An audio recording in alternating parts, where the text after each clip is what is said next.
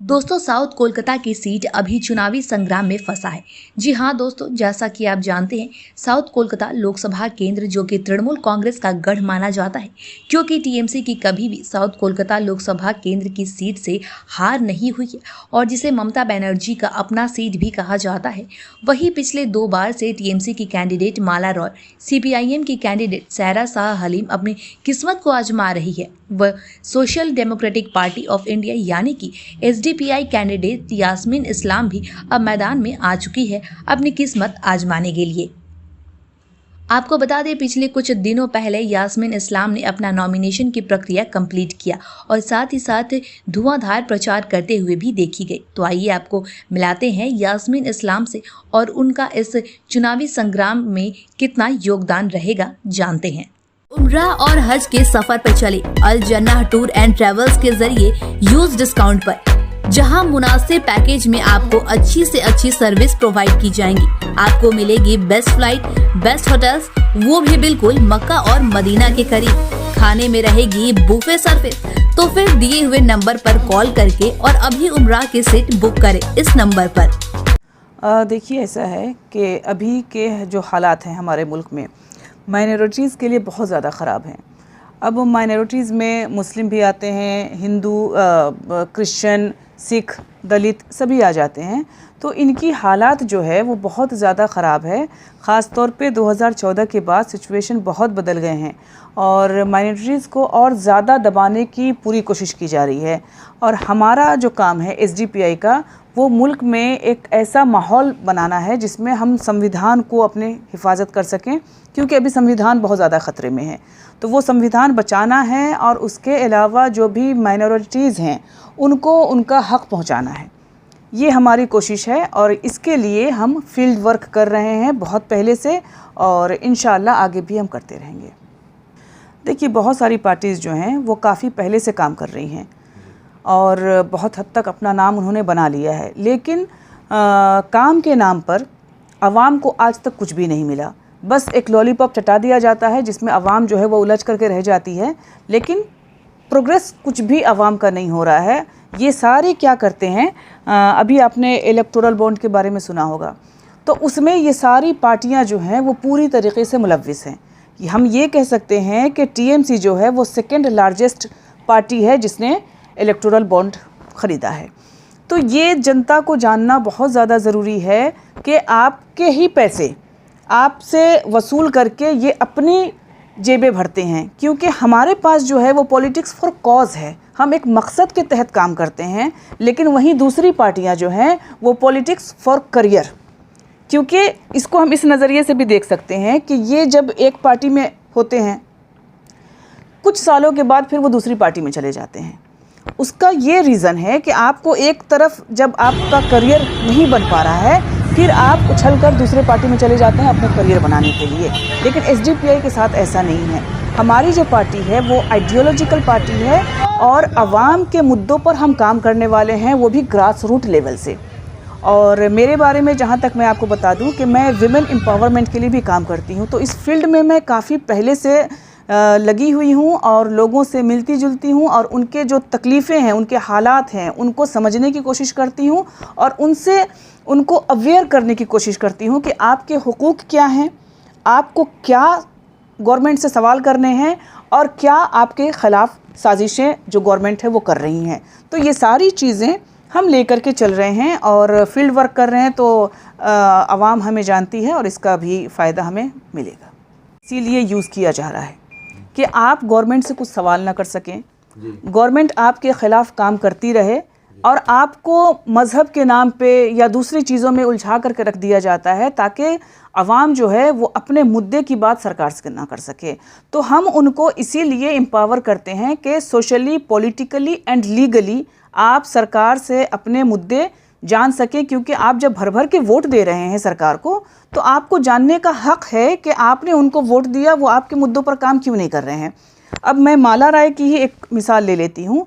वो काफ़ी पहले से एमपी हैं, पार्लियामेंट में बैठती हैं, लेकिन आवाम को कितना रिप्रेजेंट किया है उन्होंने पार्लियामेंट में। तो ये चीज़ जो है वो आवाम को जानने की ज़रूरत है कि जिनको आप भर भर के वोट दे रहे हैं वो आपके मुद्दों को पार्लियामेंट में कितनी बार उठाता है। या आपके मुद्दों को सुलझाने के लिए कितनी कोशिशें या जद्दोजहद करता है।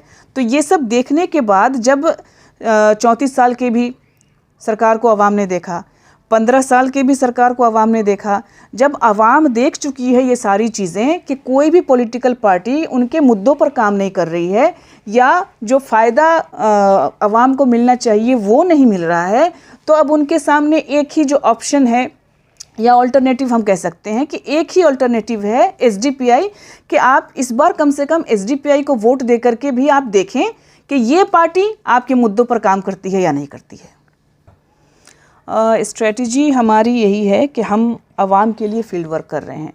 मैंने पहले भी बताया कि हमारी कोशिश है आवाम तक अपनी बात पहुंचाना, और आवाम अपने मुद्दे फिर समझ सकती है कि उनको किस तरीके से सवाल करना है या अपना हक किस तरीके से गवर्नमेंट से लेना है।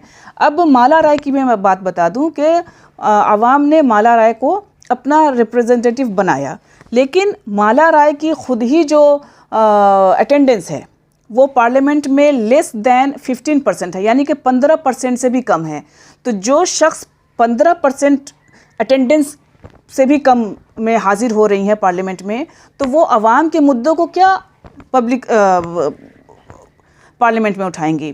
तो इस चीज़ को आवाम को समझना होगा। न सिर्फ आप चमक धमक पे जाइए या बड़े बड़े होर्डिंग्स या ग्लैमर पे जाइए, बल्कि आपके मुद्दों को पार्लियामेंट में कौन रख सकता है, आपकी नुमाइंदगी कौन कर सकता है, ये समझना बहुत ज़रूरी है। देखिए, वाहिद एक एसडीपीआई ऐसी पार्टी है जिसने पूरे मुल्क में सीएए और एनआरसी के ख़िलाफ़ आवाज़ उठाई है। आप नज़र दौड़ा करके देख लीजिए, किसी भी पार्टी ने, यानी कि इतनी बड़ी बड़ी पार्टीज़ है, लोग उन पर ट्रस्ट भी करते हैं, भर भर के उनको वोट भी देते हैं, लेकिन जो सीएए और एनआरसी का मसला है वो संविधान विरोधी भी है, आवाम विरोधी भी है। तो उस पर कौन सी पार्टी ने कितना आवाज़ उठाया। आप एसडीपीआई को देखिए कि हर स्टेट में जहाँ जहाँ भी एसडीपीआई की कमेटी है वहाँ पे एसडीपीआई ने भरपूर तरीके से आवाज़ उठाया है। सीएए जब लागू हो रहा था तो उस वक्त पूरी तरीके से प्रोटेस्ट किया है, आधी रात तक प्रोटेस्ट किया है हमारे एसडीपीआई ने। तो ये आवाम को जानना होगा कि आपकी नुमाइंदगी कौन सी ऐसी पार्टी है जो कर रही है, या आपको बेनिफिट कौन पार्टी ऐसी पहुंचा सकती है। एक चीज़ मैं और बताना चाहूँगी कि कोरोना का जो माहौल बना हुआ था वो आप सब ने देखा है। ये कोरोना के वक्त जब मौतें हो रही थी हॉस्पिटल्स में, घर वाले को वो दे नहीं पा रहे थे बॉडीज़, उस वक्त एसडीपीआई ने एक मसीहा की तरह से काम किया है, और जितने भी डेड बॉडीज़ हैं, यानी कि जो जिनको दफनाना है उनको दफनाया गया, जिनको जलाना है यानी कि गैर मुस्लिमों के बॉडीज़ को भी उन्होंने जलाया है, अंतिम संस्कार जिसको बोलते हैं वो किया है। जहाँ पर उनके ही घर वालों ने बॉडी लेने से इनकार कर दिया कोरोना के डर की वजह से, वहाँ एसडीपीआई की टीम ने बॉडीज़ को अंतिम संस्कार किया है। तो इस तरीके का सोशल वर्क हम कर रहे हैं, और आवाम की जो ज़रूरत है उसको हम आवाम तक पहुँचा रहे हैं। देखिए, सबसे पहली बात तो मैं ये बता दूं कि मैं एक मुस्लिम ज़रूर हूँ, लेकिन हमारी पार्टी जो है, हमारी पार्टी वो सारे कौम के लिए काम कर रही है, न सिर्फ मुसलमानों के लिए बल्कि हिंदू, मुस्लिम, सिख, ईसाई, दलित, हर किसी के लिए काम कर रही है। और हमारे पार्टीज़ में नेशनल लेवल तक दलित के भी मेंबर्स वहाँ पे मौजूद हैं। तो ये हमारी जो पार्टी है, मैंने पहले भी बताया कि आइडियोलॉजिकल पार्टी है, एक आइडियोलॉजिकल को लेकर के हम चल रहे हैं। तो हम सारे मज़हब के लोगों को लेकर के चलने वाली एक पार्टी हैं। तो ऐसे में आवाम को तय करना होगा कि कौन सी पार्टी ने उनको अब तक लूटा है और कौन सी पार्टी ऐसी है जो उनकी मुहाफिज है। देखिए, ऐसा है कि भले ही गढ़ है, लेकिन आवाम जो है वो बहुत हद तक टीएमसी से भी बदजन हो चुकी है, क्योंकि आवाम के मुद्दों पर टीएमसी ने अब तक कुछ भी नहीं किया। अगर मैं टीएमसी को दूसरे तरीके से अगर बताने की कोशिश करूं तो बहुत सारे इलीगल बिल्डिंग्स को आम कर दिया गया है। तो ये चीज़ें जो है ये बहुत ज़्यादा गौर करने वाली है। अभी मैं आपको बता दूं कि गार्डन रिच के एक एरिया में एक बिल्डिंग जो है वो पूरी तरीके से गिर गई और 13 लोग उसमें मारे गए हैं। तो इन 13 मौतों का ज़िम्मेदार कौन है? क्या टीएमसी की पार्टी जो माला रॉय हैं क्या वो नहीं है? क्या पुलिस नहीं है? क्या प्रशासन नहीं है? या ममता दीदी नहीं है? कौन नहीं है? आपने जब आम कर दिया है कि इलीगल बिल्डिंग्स बने, तो ये जो चीज़ें हो रही हैं, तो ये तो आपको नज़र रखनी होगी कि आपके शासनकाल में इस तरीके का जो है वो इलीगल इमारतें बन रही हैं और लोगों को इससे नुकसान हो रहा है। ये पॉलिटिकल पार्टीज़ जो हैं, इनको कोई नुकसान नहीं है, लेकिन जो आवाम जिनके घर गिर गए, धाराशाही हो गए, जो लोग उसमें दब के मर गए, इन मौतों की जिम्मेदारी कौन लेगा? अब ये भी सवाल है कि बहुत सारे लोग कह रहे हैं कि कंपनसेशन दिया गया है, तो क्या कंपनसेशन देने से ये 13 मौतों की जो भरपाई है वो की जा सकती है? किसी एक घर से अगर एक इंसान की मौत हो जाती है तो वो पूरा घर टूट जाता है या गमगीन हो जाता है, बहुत हद तक गमों से चूर हो जाता है। तो सरकार अगर ये कहती है कि हम इसकी इजाज़त नहीं दे रहे हैं, बल्कि ये तो कॉन्ट्रैक्टर ने बनाए हैं, हमारे सामने ऐसे भी सवाल हैं कि कॉन्ट्रैक्टर ने बनाए हैं, तो कॉन्ट्रैक्टर को आपने जिम्मेदारी दी या आपने खुली छूट दे दी, ढील दे दी इस चीज़ को, जब ये जो इलीगल बिल्डिंग्स है वो धड़ल्ले से तामीर की जा रही हैं। देखिए, मैंने पहले भी इस चीज़ को क्लियर किया है कि मैं एक मुस्लिम ज़रूर हूँ, हिजाब वेयर करती हूँ, लेकिन हमारी पार्टी में बहुत सारे नॉन मुस्लिम भी हैं, सिख, ईसाई, क्रिश्चियन, दलित, हर कौम के लोग हैं। वो हर तरीक़े की आइडियोलॉजी को हमारे जानते हैं, जानने के बाद ही इस पार्टी में काम कर रहे हैं, तो सबको सूट कर रहा है, इसलिए वो हैं। ये हमारा जो पार्टी है वो कम्युनल नहीं है, किसी एक मज़हब के लिए या किसी एक धर्म के लिए काम नहीं करता है, ये मुल्क में पूरे मुल्क के अवाम के लिए काम करती है। तो हमारा टक्कर जो अभी आपने कहा कि CPM या TMC से है, तो हमें इन कैंडिडेट्स के बैकग्राउंड को भी देखना होगा कि इन्होंने क्या काम किया है और किस बेसिस पे अवाम इनको वोट देगी।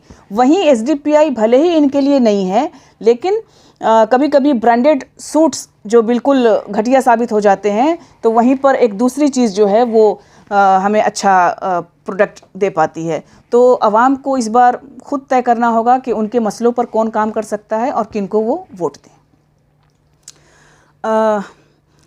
इसके बारे में मैं यही बोलना चाहूँगी कि TMC भी मैदान में है, सायरा शाह हलीम जो CPM से हैं वो भी मैदान में है। तो ये वोट नहीं काट रहे हैं, सब अपनी अपनी किस्मत आजमा रहे हैं ना। जब ये वोट नहीं काट रहे हैं तो फिर हमको ये इल्ज़ाम कैसे दिया जा सकता है कि हम वोट काट रहे हैं?